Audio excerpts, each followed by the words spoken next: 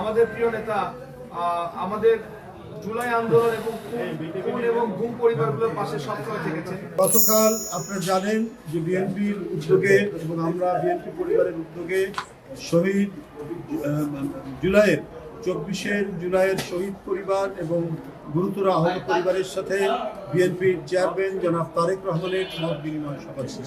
সেই মত বিনিময় সভায় একজন মায়ের আকুতি, তার যে বুক ভাঙা কান্না, এটি দেখে আমাদের চেয়ারম্যান জনাব তারেক রহমান খুব বিচলিত হয়েছেন এবং স্টেজেই আমাকে এবং আতিকুর রহমান রুমনকে বলেছিলেন আজকে ঢাকাতে উনি যেই বাড়িতে উঠেছেন সেখানে গিয়ে তার সাথে সাক্ষাৎ করতে, তার সাথে দেখা করতে এবং সেই পরিবারের কি প্রয়োজন, কি দরকার এই মুহূর্তে, তার পরিবারের কি অসুবিধা আছে সেগুলো জানানোর জন্য। তো আজকে এসেছিলাম এবং আমরা আমাদের চেয়ারম্যান মহোদয়ের কিছু সহযোগিতা সেটাও নিয়ে এসেছি এবং আমরা সম্পূর্ণরূপে যে শহীদ হয়েছে তার ছেলে, যে ভদ্রমহিলা, তার ছেলে ফিরোজ, রাজশাহীর গোয়ালিয়া থানার মধ্যে তার বাড়ি, সেইখানে 5ই আগস্টের দিন এই পলাতক ফ্যাসিবাদ বিদায়ের সময়ও মানুষ হত্যা করতে করতে গেছে। তার আরেকটি নিদর্শন হচ্ছে শহীদ ফিরোজ। সেই ফিরোজের পরিবারের কাছে আমরা এসেছিলাম। উনি রাজশাহী থেকে ঢাকায় এসে তার আত্মীয় এই বাসায় একটু উপস্থিত হয়েছে।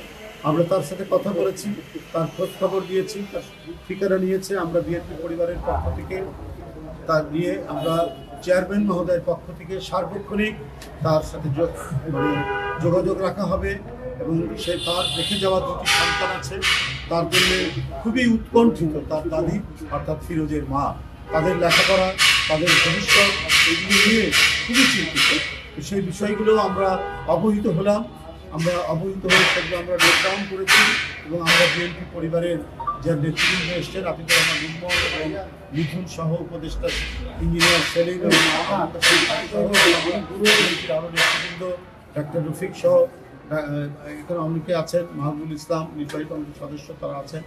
আর আমরা এখানে উপস্থিত হয়েছি যে তাদের সমস্ত কিছু জেনে যাতে সার্বক্ষণিক যোগাযোগ থাকে, এই শহীদ পরিবার যেন কোনোভাবে বঞ্চিত না হয়, তার এই পরিবারের ফিরোজের রেখে যাওয়া সন্তানদের লেখাপড়া যাতে বন্ধ না হয় সেই চেষ্টা আমরা চালিয়ে যাব। কারণ আপনারা জানেন যে আগামী নির্বাচনে জনগণের সমর্থনে রায়ে বিএনপি নির্বাচিত হলে বিএনপির চেয়ারম্যান মহোদয় যে অঙ্গীকার করেছেন, সেই অঙ্গীকার যদি বাস্তবায়ন করা যায়, নিশ্চয়ই সমর্থনে যদি ক্ষমতায় আছে সেটি বাস্তবায়ন হবে, এটি চেয়ারম্যান মহোদয় সবসময় করেছে। সেই বাস্তবায়নের সাথে প্রতিটি শহীদ পরিবার, প্রতিটি আহত পরিবার তারা পুনর্বাসিত হচ্ছে। তারা নানাভাবেই রাষ্ট্রীয় যে সুযোগ সুবিধা দরকার, তারা যে একটা বৃহত্তর কাজের জন্য, একটা বৃহত্তর আদর্শের জন্য তারা যেভাবে জীবন উৎসর্গ করেছে, এটি একটি নজিরবিহীন ঘটনা। এই মহিমান্বিত আত্মদানকে ছোট করে দেখার কোনো অবকাশ নেই। তাই তাদের পাশে সবসময় বিএনপি যেমন থেকেছে সার্বক্ষণিকভাবে, তেমনি রাষ্ট্র ক্ষমতায় গেলে তাদের সামগ্রিক পুনর্বাসনের প্রচেষ্টা আমাদের নেবে।